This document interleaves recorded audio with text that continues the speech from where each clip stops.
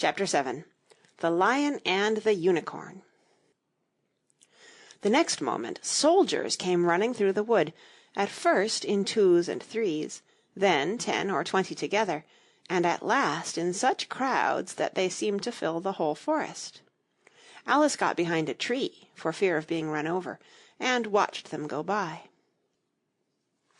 She thought that in all her life she had never seen soldiers so uncertain on their feet. They were always tripping over something or other, and whenever one went down, several more always fell over him, so that the ground was soon covered with little heaps of men. Then came the horses. Having 4 feet, these managed rather better than the foot soldiers, but even they stumbled now and then, and it seemed to be a regular rule that, whenever a horse stumbled, the rider fell off instantly. The confusion got worse every moment, and Alice was very glad to get out of the wood into an open place, where she found the White King seated on the ground, busily writing in his memorandum book. "I've sent them all," the King cried in a tone of delight on seeing Alice. "Did you happen to meet any soldiers, my dear, as you came through the wood?" "Yes, I did," said Alice. "Several thousand, I should think." 4,207, that's the exact number, the King said, referring to his book. "I couldn't send all the horses, you know, because 2 of them are wanted in the game. And I haven't sent the 2 messengers either. They're both gone to the town. Just look along the road, and tell me if you can see either of them." "I see nobody on the road," said Alice. "I only wish I had such eyes," the King remarked in a fretful tone. "To be able to see nobody, and at that distance, too, why, it's as much as I can do to see real people by this light." All this was lost on Alice, who was still looking intently along the road, shading her eyes with one hand. "I see somebody now," she exclaimed at last, "but he's coming very slowly, and what curious attitudes he goes into!" For the messenger kept skipping up and down, and wriggling like an eel, as he came along, with his great hands spread out like fans on each side. "Not at all," said the King. "He's an Anglo-Saxon messenger, and those are Anglo-Saxon attitudes. He only does them when he's happy. His name is Heya." He pronounced it so as to rhyme with mayor. "I love my love with an H," Alice couldn't help beginning, "because he is happy. I hate him with an H because he is hideous. I fed him with ham sandwiches and hay. His name is Heya, and he lives—" "He lives on the hill," the King remarked simply, without the least idea that he was joining in the game, while Alice was still hesitating for the name of a town beginning with H. "The other messenger's called Hatta. I must have 2, you know, to come and go, one to come and one to go." "I beg your pardon?" said Alice. "It isn't respectable to beg," said the King. "I only meant that I didn't understand," said Alice. "Why one to come and one to go?" "Didn't I tell you?" the King repeated impatiently. "I must have 2, to fetch and carry, one to fetch and one to carry." At this moment the messenger arrived. He was far too much out of breath to say a word, and could only wave his hands about and make the most fearful faces at the poor King. "This young lady loves you with an H," the King said, introducing Alice in the hope of turning off the messenger's attention from himself, but it was no use. The Anglo-Saxon attitudes only got more extraordinary every moment, while the great eyes rolled wildly from side to side. "You alarm me," said the King. "I feel faint. Give me a ham sandwich." On which the messenger, to Alice's great amusement, opened a bag that hung round his neck, and handed a sandwich to the King, who devoured it greedily. "Another sandwich," said the King. "There's nothing but hay left now," the messenger said, peeping into the bag. "Hay, then," the King murmured in a faint whisper. Alice was glad to see that it revived him a good deal. "There is nothing like eating hay when you're faint," he remarked to her, as he munched away. "I should think throwing cold water over you would be better," Alice suggested, "or some sal volatile." "I didn't say there was nothing better," the king replied. "I said there was nothing like it," which Alice did not venture to deny. "Who did you pass on the road?" the king went on, holding out his hand to the messenger for some more hay. "Nobody," said the messenger. "Quite right," said the king. "This young lady saw him too, so of course nobody walks slower than you." "I do my best," the messenger said in a sulky tone. "I'm sure nobody walks much faster than I do." "He can't do that," said the king, "or else he'd have been here first. However, now you've got your breath, you may tell us what's happened in the town." "I'll whisper it," said the messenger, putting his hands to his mouth in the shape of a trumpet, and stooping so as to get close to the king's ear. Alice was sorry for this, as she wanted to hear the news too. However, instead of whispering, he simply shouted at the top of his voice, "They're at it again!" "Do you call that a whisper?" cried the poor king, jumping up and shaking himself.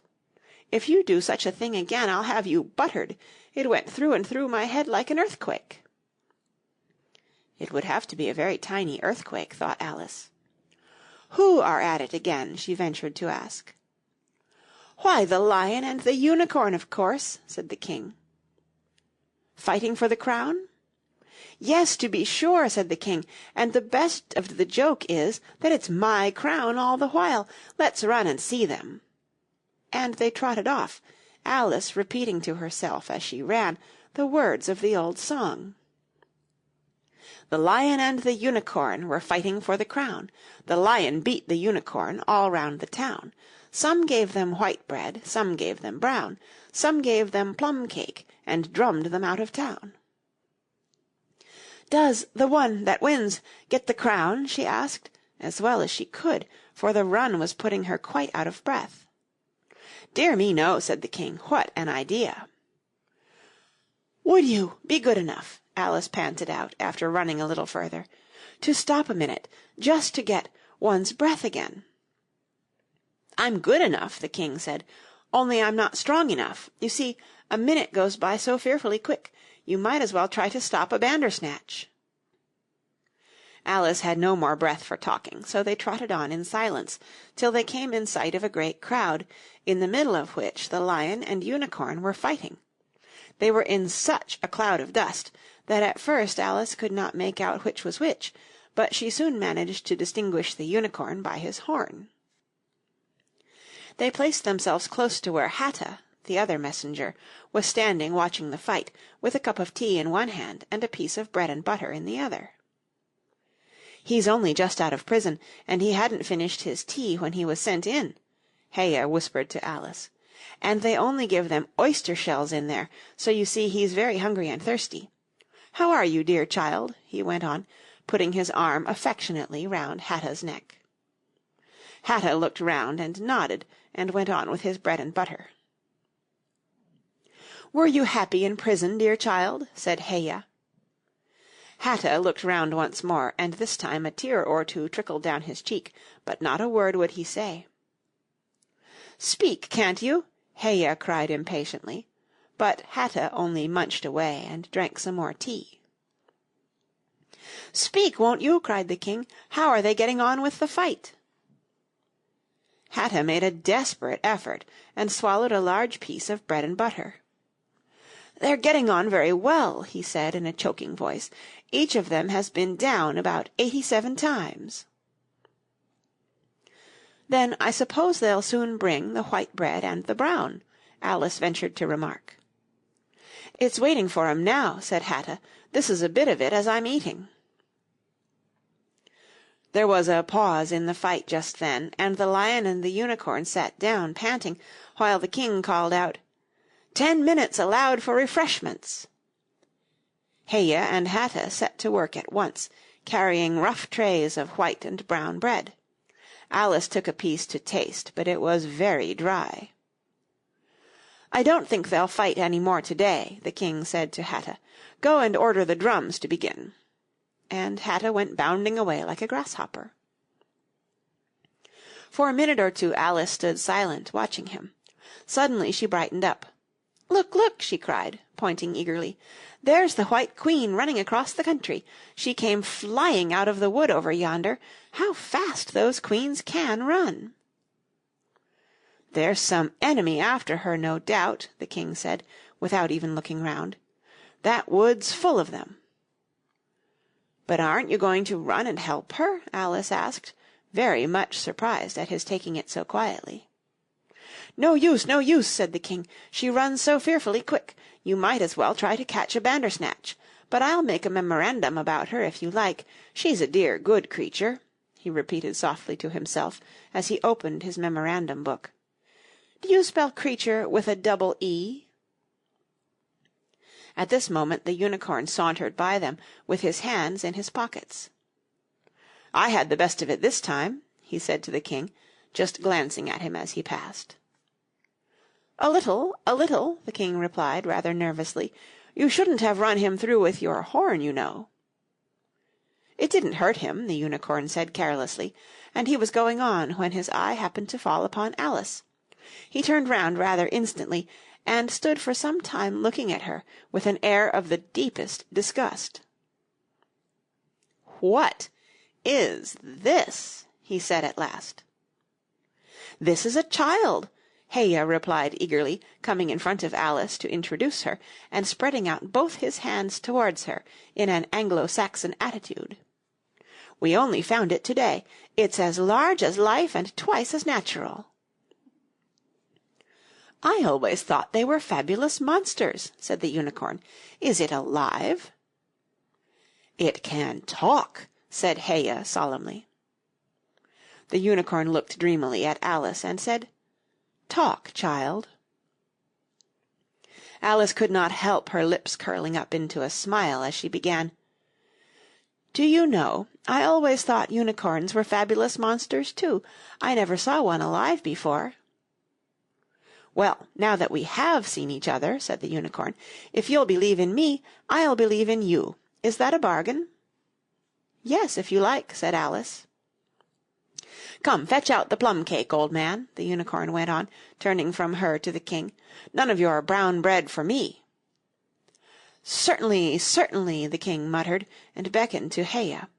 "Open the bag," he whispered. "Quick, not that one. That's full of hay." Heya took a large cake out of the bag and gave it to Alice to hold, while he got out a dish and carving knife. How they all came out of it Alice couldn't guess. It was just like a conjuring trick, she thought. The lion had joined them while this was going on. He looked very tired and sleepy, and his eyes were half shut. "What's this?" he said, blinking lazily at Alice, and speaking in a deep hollow tone that sounded like the tolling of a great bell. "Ah, what is it now?" the unicorn cried eagerly. "You'll never guess. I couldn't." The lion looked at Alice wearily.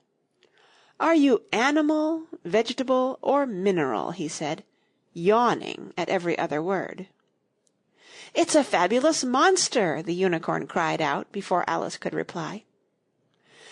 "Then hand round the plum cake, monster," the lion said, lying down and putting his chin on his paws. "And sit down, both of you," to the king and the unicorn. "Fair play with the cake, you know." The king was evidently very uncomfortable at having to sit down between the two great creatures, but there was no other place for him. "What a fight we might have for the crown now," the unicorn said, looking slyly up at the crown, which the poor king was nearly shaking off his head, he trembled so much. "I should win easy," said the lion. "I'm not so sure of that," said the unicorn. "Why, I beat you all round the town, you chicken," the lion replied angrily, half getting up as he spoke. Here the king interrupted, to prevent the quarrel going on.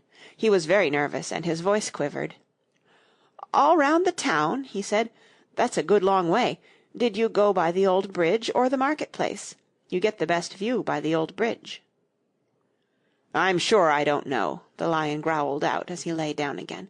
"There was too much dust to see anything. What a time the monster is, cutting up that cake!"